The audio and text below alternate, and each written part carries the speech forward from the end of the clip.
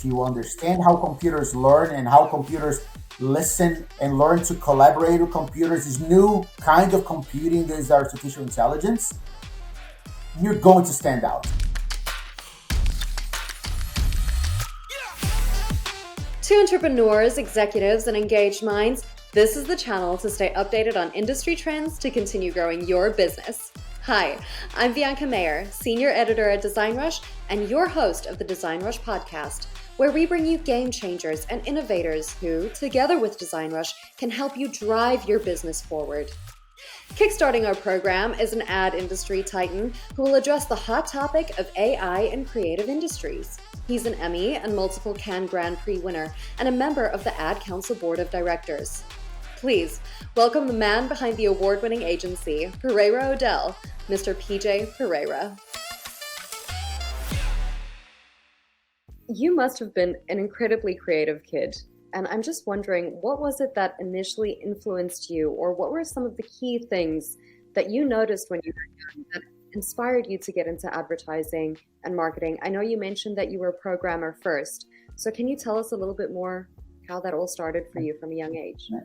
So I grew up, I always liked to draw and to write, and later I started to play computers, learn to program. So it was easier to find me drawing or writing or programming, which are all I had creative activities, instead of playing soccer in kind of backyard or doing anything like that, like most of the other kids. So I think that the difficulty, the creative life has always been kind of there for me. It was an impulse more than anything. The difficulty was way more to keep it alive than instead of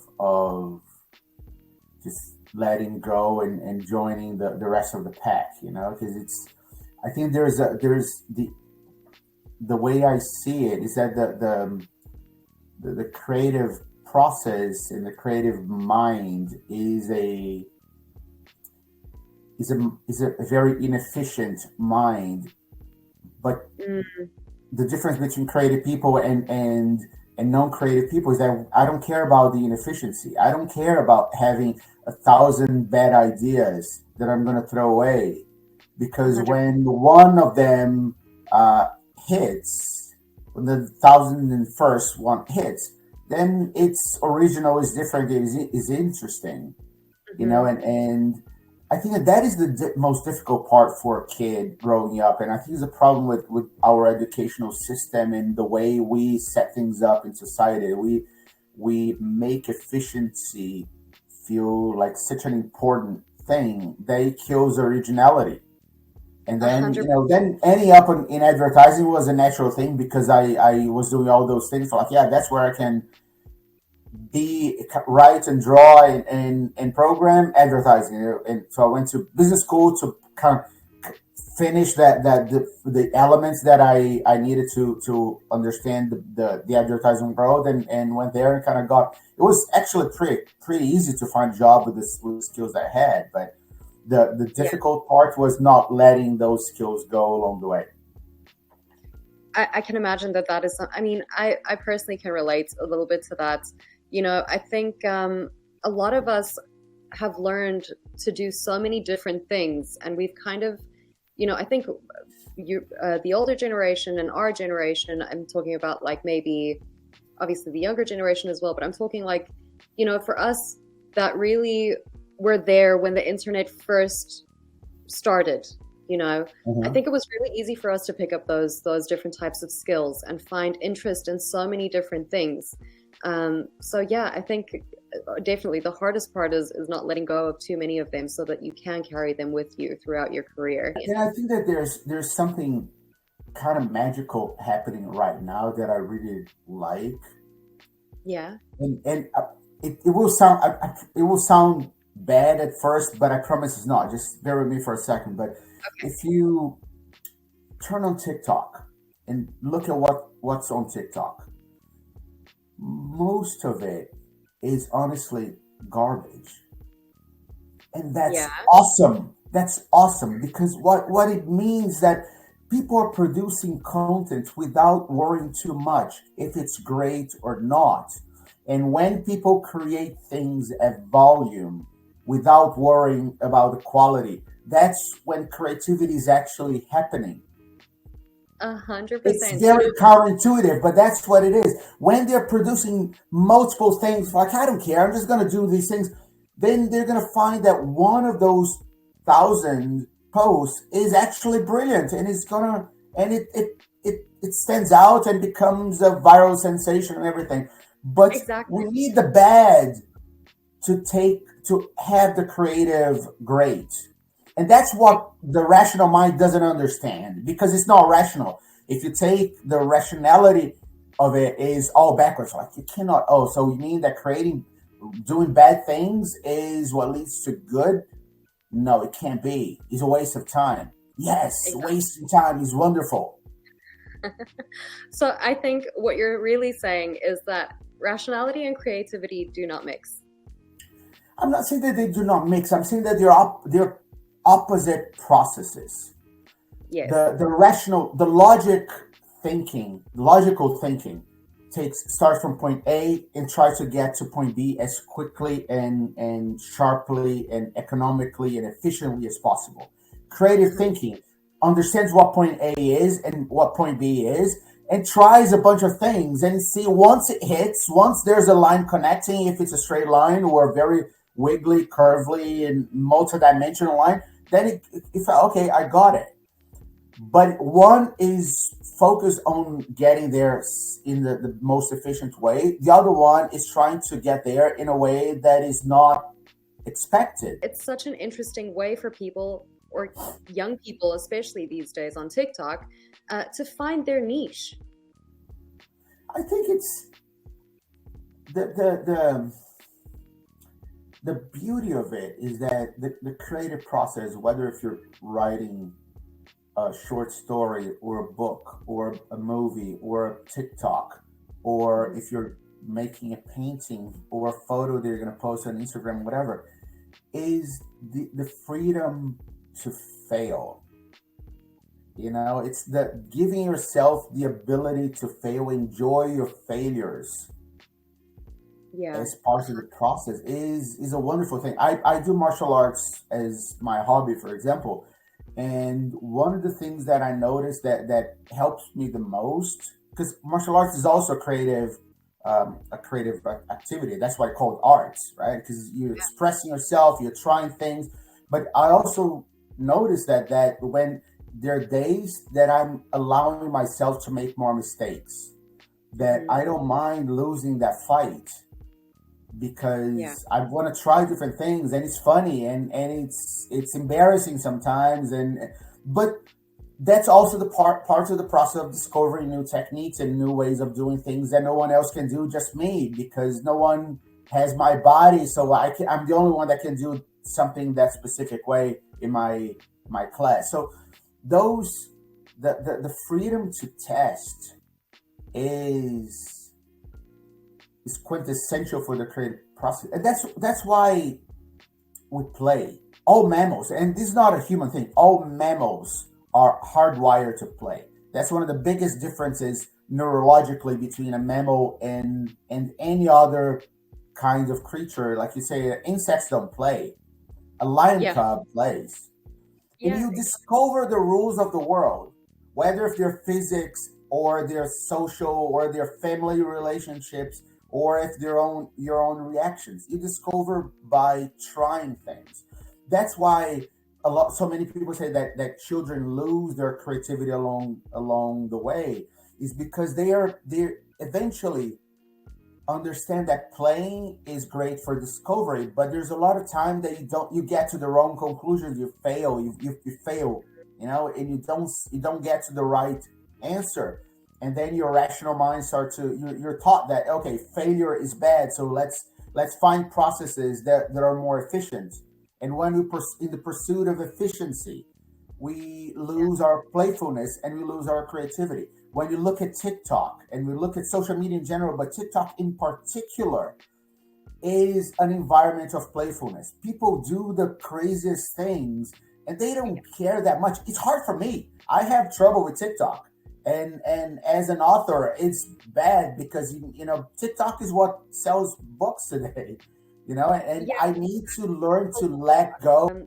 It's easier for them to really put themselves out there because it seems like a lot of them grew up with a camera in their face from a very young age in any case. So I think it's a lot easier for them to just be silly on camera and put stuff out there than it is maybe for the older generation.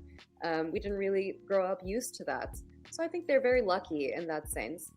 But I'd like to actually just go back to something that you said previously, where you said that the way we're schooling children these days is not exactly the right way to do that. And I've always thought myself that schooling in a lot of ways is quite military, and that, we're not really fueling children's creativity as much as we should be.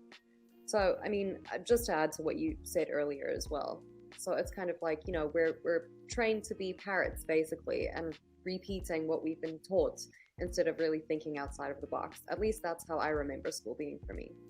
The for me, is at the core of it is this idea there's one right, and everything else different from that right is wrong, and wrong is bad. Yeah. The existence of right or wrong is not necessarily a bad thing. It's okay. What does not work educationally, from a creativity standpoint, at least, is the idea that wrong is bad. Yeah. The idea that making a mistake is going to take points away from you. I don't necessarily have a solution. I'm not an educator, right? Yeah. But I know that thought that when you bring a young kid and the kid makes a mistake and you said, no, that was a mistake. The next time do it right, because mistakes are bad. That's the bad message. That kind of has a very fundamental influence on our brains and the way we learn to think. Exactly. It establishes all the neurological paths are established based on that mistakes and things that are not right are not only wrong, they are bad. What was for you the toughest part breaking into that industry? How old were you actually when you first did? I was 23, 24. It wasn't hard to break in. I sent an email to a couple agencies. It was the beginning of the web. I sent an email to a couple agencies in Brazil saying, I think the internet is going to have something to do with advertising. I can help you figure that out. And I got hired immediately. Wow, that's amazing. It was one email, one conversation, and I was in. I tried 4 agencies. With 3 of them, they ignored me. One of them hired me. And, exactly. Like I'm saying, you keep trying and you get 100 no's, but you get 1 yes, and that's what matters. Yeah, and but I wasn't necessarily afraid of failure. I wasn't even considering, I'll try. Okay. That sense of it's not courage. Is the lack of fear is not necessarily courage. I wasn't afraid of trying. It's like, I'll give it a shot. It makes sense. Maybe it made sense for them. It made sense for them. I got hired. It was a little bit, actually, the breaking in was easy. The years after that were a little bit harder because there were a lot of things that still needed to be proven. The whole viability of this thing they call the internet and its importance as a medium wasn't established. There was just everyone that was putting any energy on that was just trying to see if it worked, and everyone else that had important jobs and they had assignments and they have deadlines and they have budgets and they have results to prove, they all have like, yeah, I'm not going to worry about that. That's a silly thing that is just a distraction. I probably got lucky that I put my bets on something that was a winning horse there, and it became more important than the other things. So my specialty, my experience, and what I have done for the last few years, while they were ignoring and pushing aside, I was putting all my energy on that, and it worked for me. But there were lots of moments that I stopped and talked. I remember talking to friends like, should I just stop trying this because it's not going anywhere? Oh, really? and just join the rest and kind of start to write TV spots and write print ads for brands because that's where the money is, that's where the power is, and everything. And everyone's like, no, you have something that is pretty unique in your hands. If you happen to be right, Would you say that that was what made you stick it out when times did get a little bit harder there and you thought about, maybe going yeah, into I advertising? think it wasn't even a closed group of people. I think it was having it's funny that you asking that. I never thought about it that way, but I remember at that time having other friends that were going through that same process. So we there there were a group of people that were trying to convince the advertising world at that time that this internet thing had a future. And Hmm. because we were in our agencies, we were usually one. There was the one person that took care of digital in the agency. Um, we had to create this kind of support group among us, you know, and when we got a little bit more sad or more down, it's not working. The other ones kind of work to cheer us up, and I think that's important. They were not my friends. In fact, some of us kind of were so competitive among each other that we didn't not even like each other, but Oh, no. we needed each other to thrive, Yeah. and There's, we couldn't afford to have any of our nemesis to give up. So it's like, stay on track. You're doing it right. I do not like you. I do not want you to succeed too much. I want to do better than you, but you still need to, but stay there because without you, I lose my sense of reason. definitely there's something to be said for looking at how other people are doing things and wanting to exceed that limit. And yes, having a support group doesn't necessarily mean having family that loves you or have friends No. that care about you. Sometimes it's having um, a nemesis that is going to tease you and is going to say, do not quit because Yeah. I need to beat you tomorrow. Yeah. Who am I going to Exactly. beat? That is, these conversations matter, and they kept me on board and kind of pushed some of my competitive edge a little bit, and I stayed on board. Just talking about your career in advertising again, what was it that initially drew you to that? There must have been something. I remember having conversations with like on family gatherings and people asking, "Oh, you're going to be an artist. You're going to draw. That's your drawings are so incredible.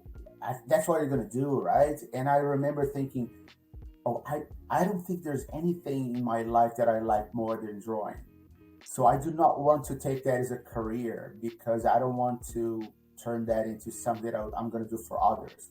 So what are the things that I can do that are tangential? They're surround drawing that that I can keep these protected by use some of these same intuition and the same gust, you know, and in the 80s in Brazil, when which was most of my childhood in the early teen years, the 80s were like the golden days of Brazilian advertising. The advertising executives in Brazil, they were major celebrity at that time.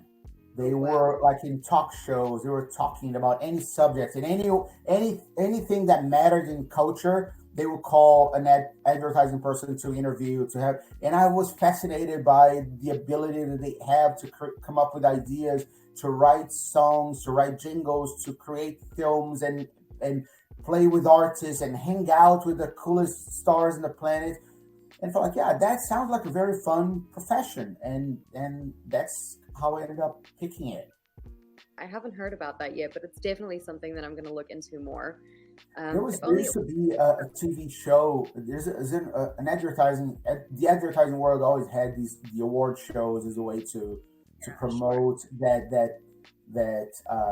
competitiveness among creative peers, right? And it's a very healthy thing. I like how it pushes the the level of excellence up. But I remember in the 80s and the 90s, there was the Clios were on TV. It's one of the main shows. They had a TV show that was showing ads that were award winning, and they were the Hmm. Clios. They were like the Oscars of advertising, and we were all talking about that. But then, but it's so it's it.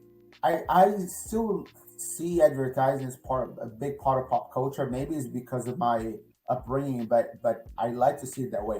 I actually think that is one of the best professions for people with creative instincts because you're always producing things. You have a chance to collaborate with incredible creative minds inside of the agencies that you work with, clients, with brands, and you can touch music, you can touch art, photography, filmmakers. It's such a rich, an enriching creative environment.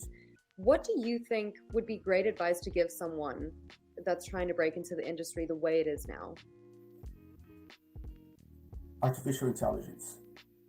I have no question I knew it around do that that. whatsoever. I mean, Yeah. I'll tell you this. My son is 16 years old. He wants to be a filmmaker. So I was talking to my wife a few months ago, and I was telling her that I remember the day that my uncle, who was a programmer, pulled me aside and said, like, "You're a creative kid. Let me give you something interesting."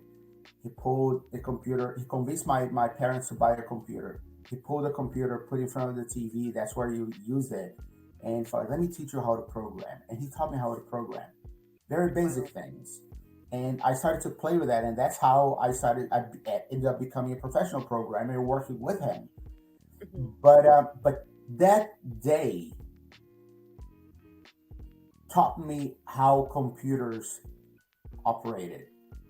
Hmm. And because I understood the core concept of how computers think, that is Hmm. one command line at a time. You have to take a complex thought and break a complex instruction and break into small instructions and put them in a sequence, maybe put some conditionals here and there. And so I learned how to program, and that taught me how to think, not only as a human being, but how machines think.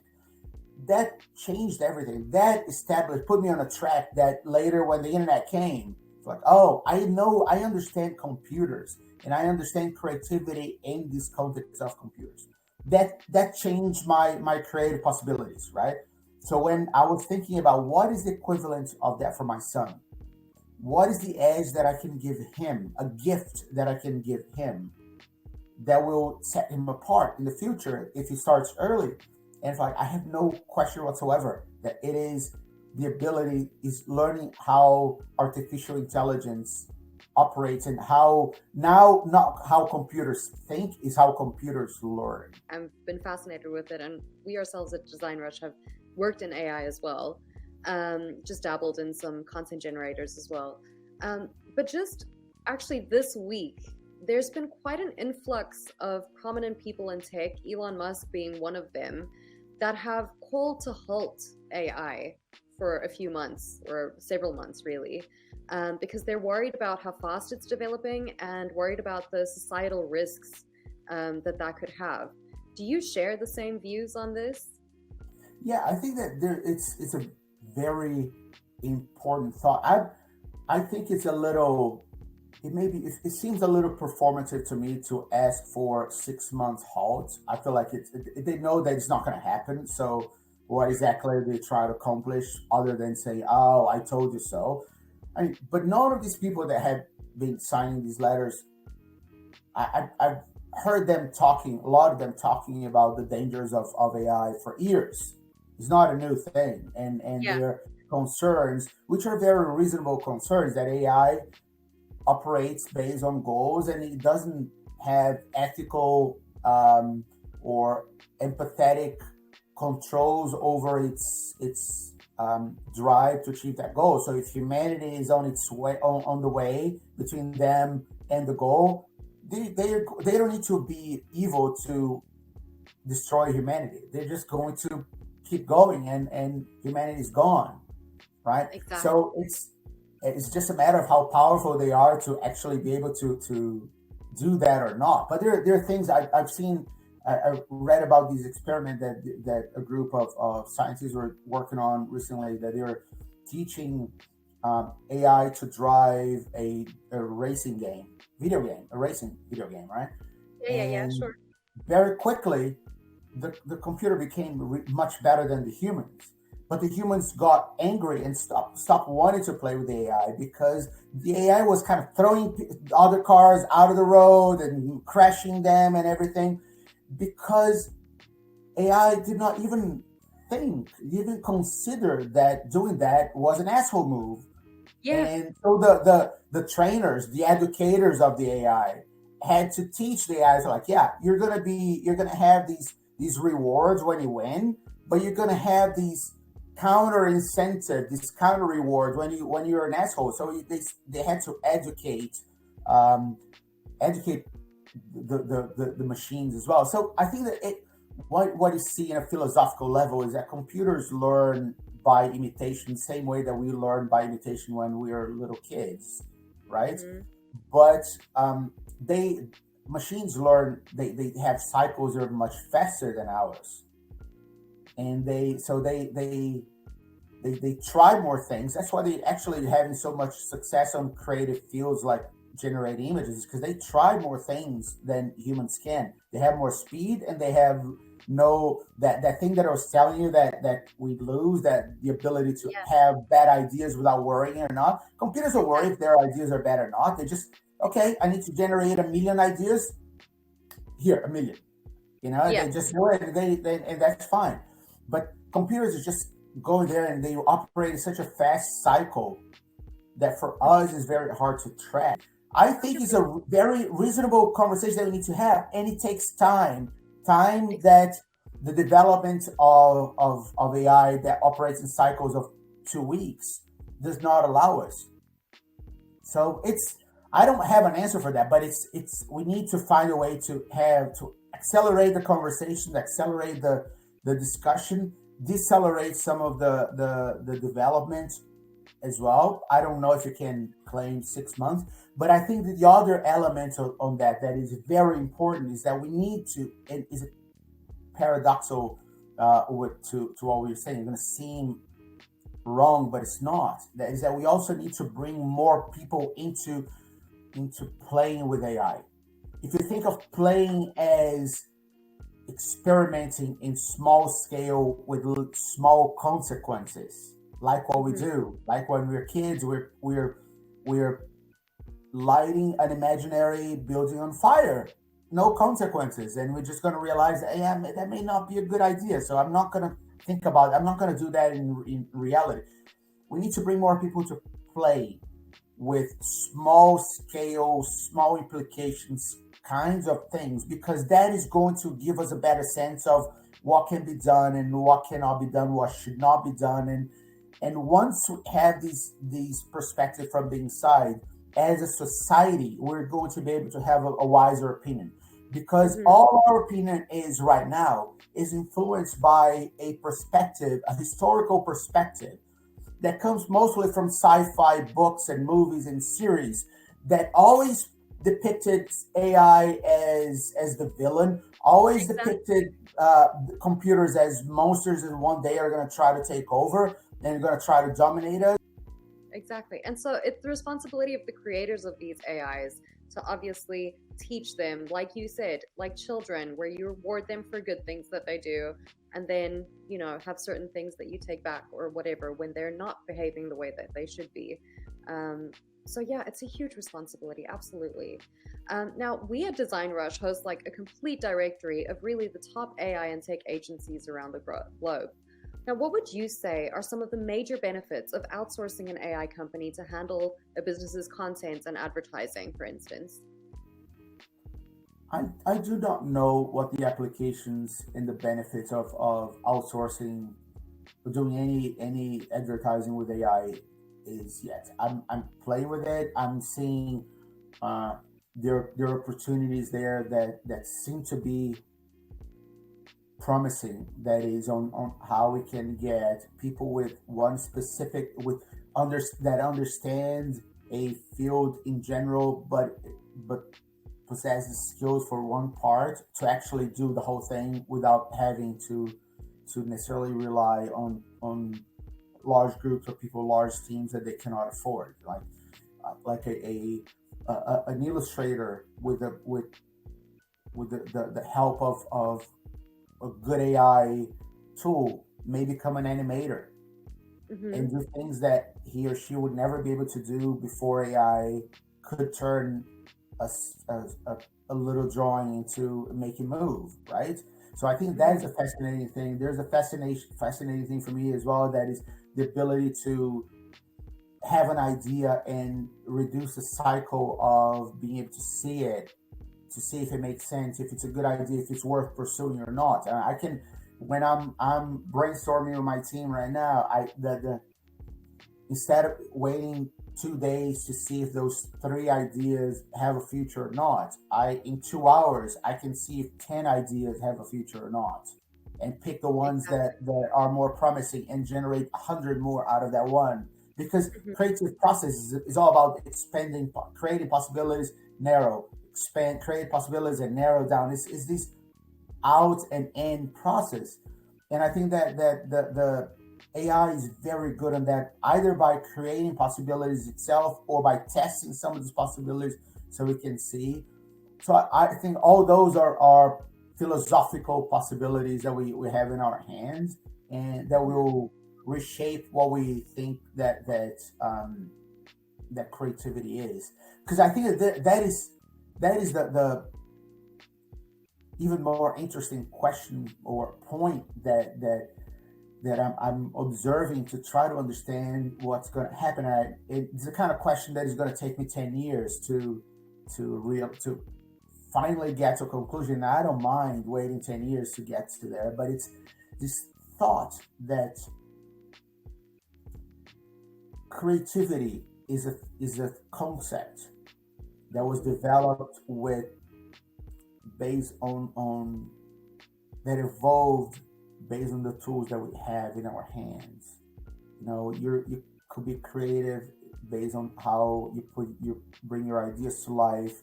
And once people started to play with instruments, with chord instruments, then it went from being beats to melodies.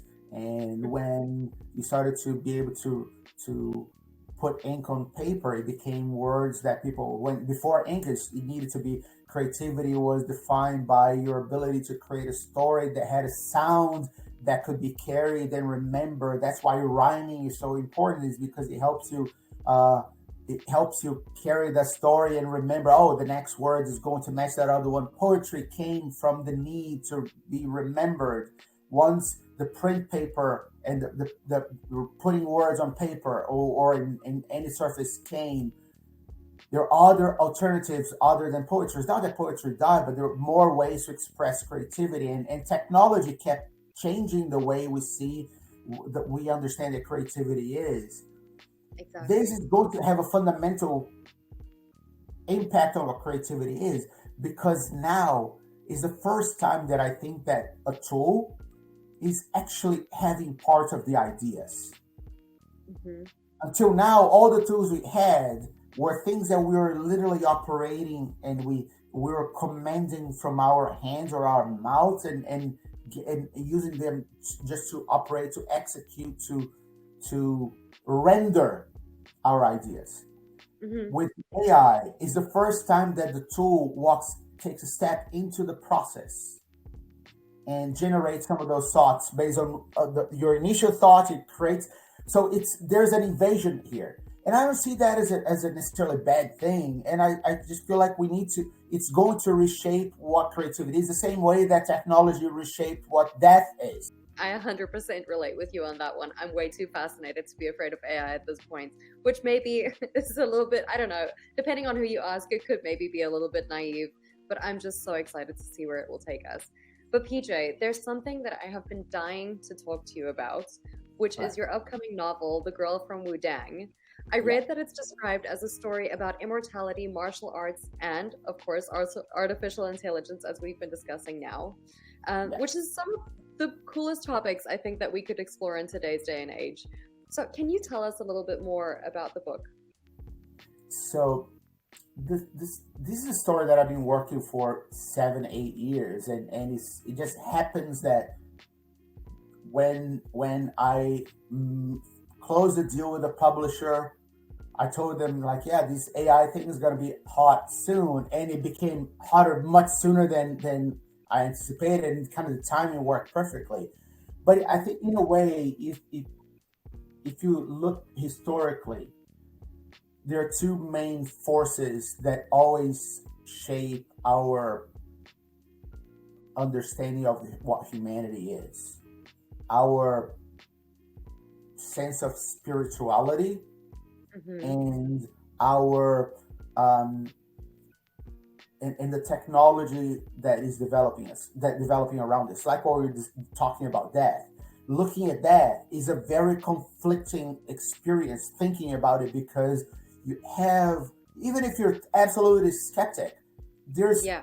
there lots of conversation about, is there something out there? It may feel like, yeah, there's not, but you don't know, maybe. And so there's all the spirituality conversation, there's all the technology and science conversation kind of collected. That's why, and that is a fundamental concept for us as a species. Like, we think about that a lot, right? And there, it's the spirituality. That's one point. The spirituality and technology converge and force it. So the visceral, primal instincts that we have to be physical, when you combine them with the spirituality and the influence of technology, all those three things, they shape who we are as a species and how we think about ourselves. And honestly, I was working on stories in each one of those three vectors separately, Hmm. and Really? I couldn't get anywhere with them. And one day I felt like, you know what? What if I combine them into the same thing and create a story? And they became one. So the story that we have that ended up becoming is the story of this girl that was raised in the magical, mystical mountains of Wudang in China. There's a birthplace of Tai Chi and the Taoism, and they think about, they chase immortality through balancing your hard and your soft energies of the yin and the yang, and your goal is to get balance and integrate yourself with the universe, that they call it the Tao, right? The way.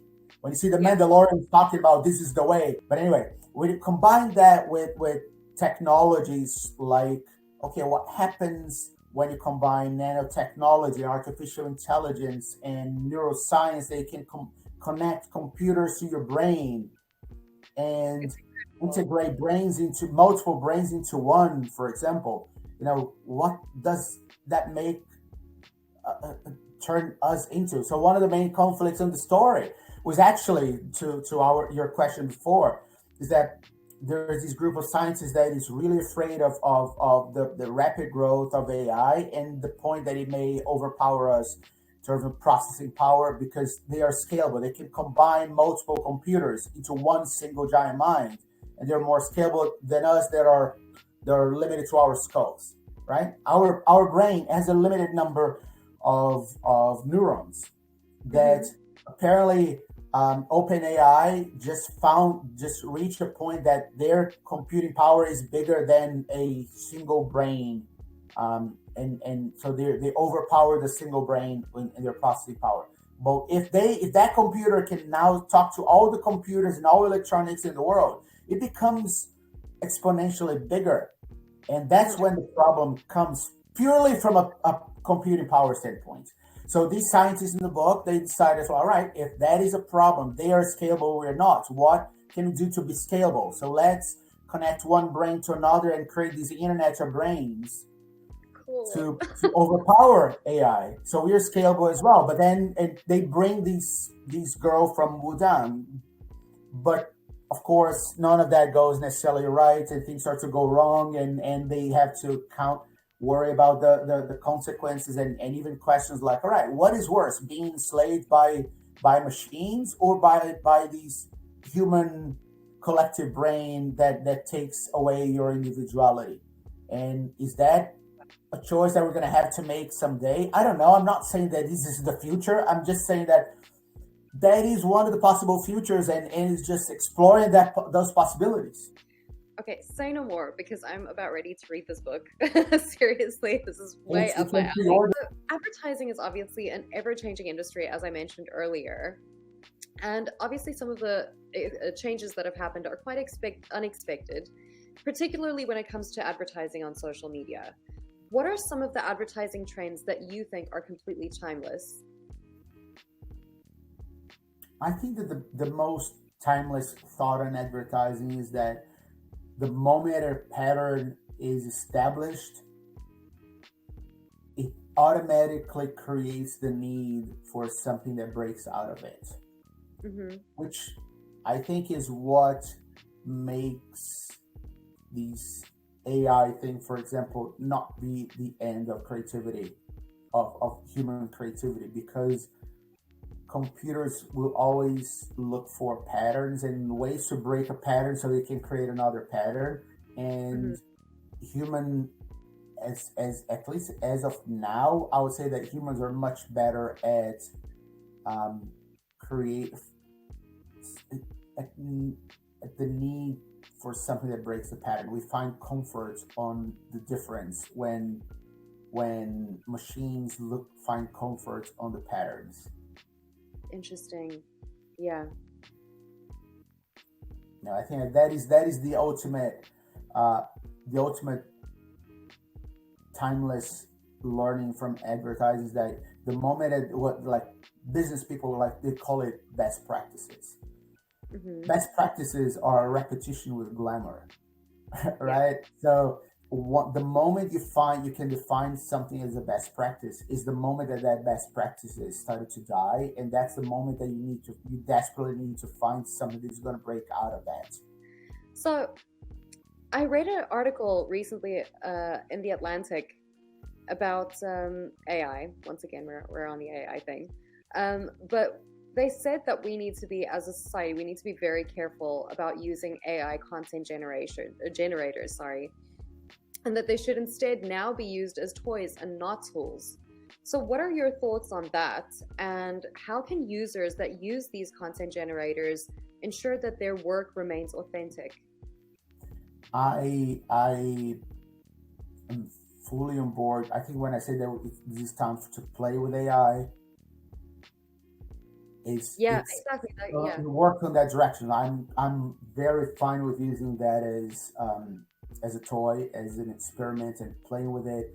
And I don't mind that using that as a tool for specific small scale things because they're part of these general experiments. But when you use that as my fear is not when you use it as a tool. My fear is when you use it as an engine. Yeah. As a toy, I'm fine. As a tool, I'm okay. As an engine, it worries me because the engine, when it starts to operate by itself and just continuous cycle at a speed that we cannot observe or control, I think is dangerous, especially in advertising because when you start to talk, and we like to think of AI as a new thing, but it's machine learning. What we call AI is actually machine learning, right? Yeah, Machine exactly. learning is something that has been studied for decades and just got a speed that made it much more potent right now. But if you look at the engine behind social media, they are artificial intelligence engines. And Exactly. the problem that we have in our society right now is that these engines are so powerful in shaping our opinion on things based on what they serve and what they don't serve to us that it's becoming hard for us as individuals to to resist that influence because we cannot even see what they know. They can look into our brains before we even form a thought. They can I know it. already know that we are tending that way. I remember when I started to work on advertising, my boss says like, "Oh, there's we need to be good at convincing people, but not too good because subliminal advertising that you put in one frame, for example, was like, oh, this is a crime. We cannot do that because we don't give people time to think about that enough to say, I don't want that Coca-Cola. I don't want that burger. No, you're just so Yeah. fast and you don't have it. It just got imprinted in your brain. I think that part of the way that social media uses AI to serve to create stickiness is subliminal as well. It doesn't give us the chance to resist. Exactly. And the AI as an engine is for advertising. It starts to walk into these unethical possibilities, unethical terrain, mostly because it doesn't give us doesn't give consumers a chance to say no. And I think that there's no convincing. It's not convincing when you don't let the other person say no. That's just bullying, or it's like mind rape. It cannot do that. Yes, exactly. I really like that. I like that analogy, actually. Um, I think consent is something that's definitely on everybody's lips at this point. And it's very interesting that you've brought this up when it comes to advertising and how social media platforms or any type of advertising works with consumers of their products or services. And I don't think I've heard anyone talk about consent when it comes to that. I haven't heard that, but that's really interesting. That's how I was told. If you have a movie and you put one frame in there that says drink Coca-Cola, the person doesn't have the ability to respond. I mean, if you read Fight Club, Chuck Palahniuk's Fight Club, one of the funny things that they had on the movie is that Tyler, the character, he liked to put porn frames of porn movies inside of regular movies. So when people are watching movies, they kind of all of a sudden they have like this one frame. So kids will start to cry and they didn't even know why. But it's like they just saw something horrible on the giant screen, right? Yeah. But it's the problem is that when something goes so fast, you don't have the chance to say no. But that's one way that is based on that old technology that is film. There are more ways now that is understanding where your mind is based on the conversation that your cohorts are having is also that's precog, that's minority report, that's I can tell what's going to happen, so I'm going to interfere, I'm going to offer you that right before you realize that it happened. It's very much harder to decide, to not only harder to resist, but it's done based on information that I'm not sure that I want people to have. I don't want people to read my mind, Exactly. So that is when the ethics of consent start to get murky. I think the conversation is starting to happen more and more because of social media, but it's going to get more intense because of artificial intelligence, because it's getting so much more potent, so much faster that we're all going to realize how much of an easy prey we are for these mental manipulations once all the information is about us is out there. Now, I don't know if you know this, but the DesignRush marketplace offers free expert supports and shortlists the best service providers based on requirements for business's next project. It offers services in multiple industries like web design, digital transformation, branding, SEO, and of course AI. Now, going back to trending integration of AI in advertising and marketing, how is artificial intelligence, do you think, becoming a necessary tool for growth in those industries? Like if you could name 3 things like that it was absolutely necessary for, or where you see it going, what would you say that is? I think that the number one thing, and the one that matters, is that it's going to radically accelerate and lower the cost of things that are not very important individually. They just need to get done. Things that just need to get out of the way, we can do that with AI, great. And things that you cannot afford, just like that. But when things are important, they deserve attention, they deserve special, they need something more original, then the more important they are, the more you need humans as an individual execution, the more you're going to need human attention. So what's going to happen, I think that the biggest need for that is it can take care of little things that we should not be doing, wasting our brain power on, so we can focus on the most important challenges. Exactly. Yeah, I 100% agree. I think it's going to skyrocket productivity as well. Really going to take us way further. Now, finally, PJ, I have one more question for you. What advice do you wish you had heard when you started making a name for yourself in advertising? Don't worry that much about being wrong. I like that. That kind of circles Because us I right back. spent so much time in my life where it's like, is that the wrong path? And there's in creativity, there's no such a thing. We worry too much about being wrong instead of enjoying the fact that we made a choice. Let's make it work. I love that. Don't be afraid of being wrong. I like that very much. Well, okay, PJ, thank you so much for joining us today. Thank you. Thank you. I really can't wait for your book. I really can't. I'm so excited. So yeah, thank you so much again, PJ. I hope you have a great day. And it was amazing and so fascinating to speak with you today. It was a fun conversation. Thank you very much. And that's a wrap for today's episode on the DesignRush podcast. A big thank you again to PJ Pereira for joining us. You heard him. Important projects deserve proper human attention.